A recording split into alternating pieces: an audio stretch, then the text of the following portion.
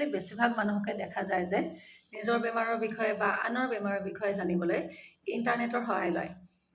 ইণ্টাৰনেটৰ সহায় লোৱাটো ভুল নহয় বাৰু, কিন্তু এটা কথা আমি জানিব লাগিব যে ইণ্টাৰনেটত উপলব্ধ প্ৰতিটো ইনফৰমেশ্যনেই শুদ্ধও নহয়।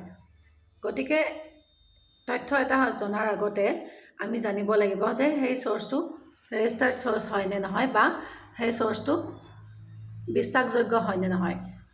বেমাৰৰ বিষয়ে জানিবলৈ অন্ততঃ আমি যি টি চ'ৰ্চৰ পৰা ইনফৰমেশ্যন লোৱাটো অনুচিত। গতিকে ৰেজিষ্টাৰ্ড ডক্টৰৰ ভিডিঅ' বা ইনফৰমেশ্যনবোৰহে চাব, বা তাৰ বেছিকৈ জানিবলৈ হ'লে নিজেই চিকিৎসকৰ ওচৰলৈ গৈ কথাবোৰ শিকি বুজি ল'ব।